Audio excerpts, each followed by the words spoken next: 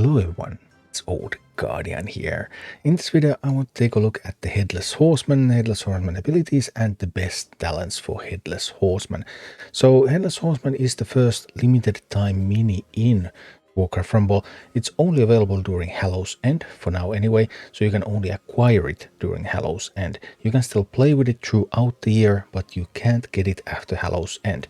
So you unlock it from the event tree or with a paid bundle, and after you have unlocked the mini it will appear on the grid, but only for the duration of the event. So if you use some rare aromatics you can upgrade it pretty easily on the grid, even though being a regular mini it takes quite a few cycles to actually get it to appear.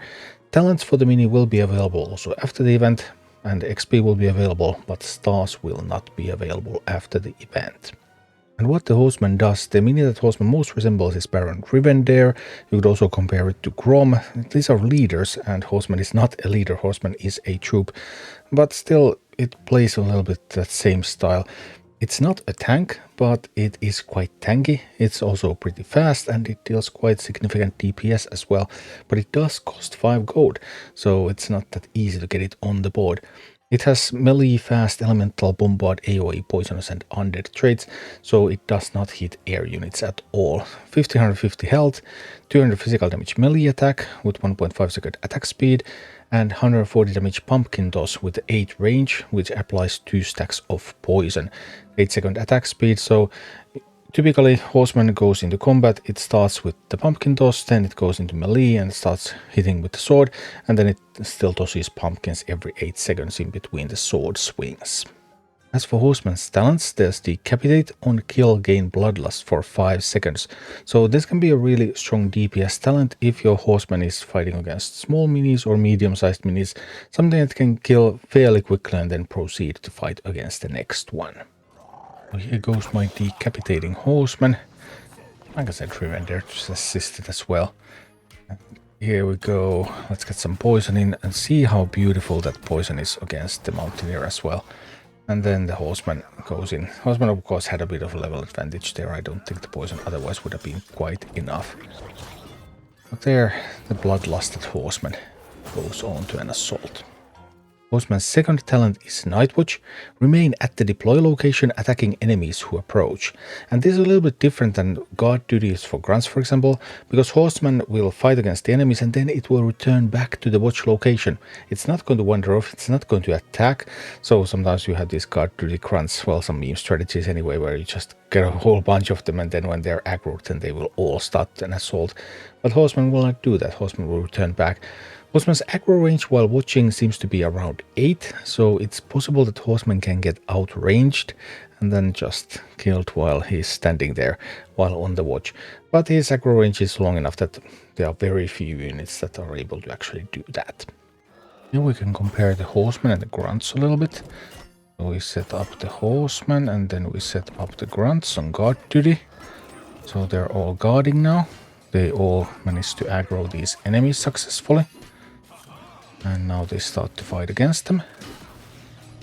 And at this point,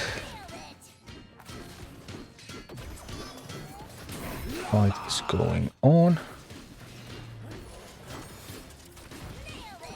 There's some safe pilots coming, and here Horseman. Alright, and now after the fight is over, the Horseman is going to return back to his guard position, whereas the grunts on guard duty, they will just continue attacking once they have been aggroed. The Horseman is here, and as you can see, that is already a little bit too long of a range, so Horseman does not aggro there. And finally, Horseman has near death experience. At 40% health, heal to 80% health, and briefly stun nearby enemies 1 charge. So this resembles what the Harvest Golem does with the stun talent, although this only stuns once. When Horseman hits 40% health, it does not stun when Horseman is actually going to be killed. Let's take a look at the near death experience. So here the Horseman is coming. I'll send a Drake to support it. Big bunch of squads. Horseman is pretty decent against them because of all the poison from the pumpkin. But now Horseman is taking damage, and it's taking more damage, but there Horseman heals up, stuns, but the stun is quite low range, so it didn't actually hit the ranged enemies. So which talent is the best one?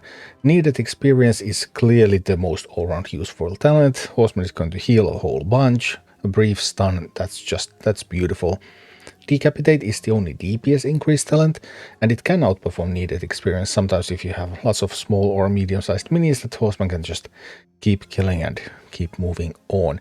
And then there's that Night Watch. Night Watch will probably see some play in some niche strategies, but it's kind of useless outside of them, and even those niche strategies, like I have seen Jubilee, for example, use it against Ragnaros in guarding his base and then feeding it potions from the Griffin Rider so that it gets levels, and then it can fight against Sons of Flame.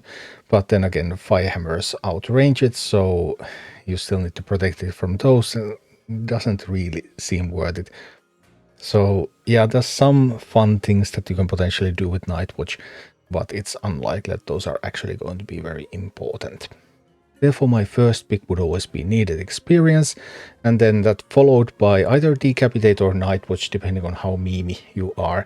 Decapitate if you just want to emphasize power, and Night Watch if you just want to see different kinds of strategies and do some weird things in the game. Thank you for watching. Click like and subscribe if you enjoyed this, and a special thanks to all of my Patreon supporters, YouTube members and Twitch subscribers who make all of these videos possible.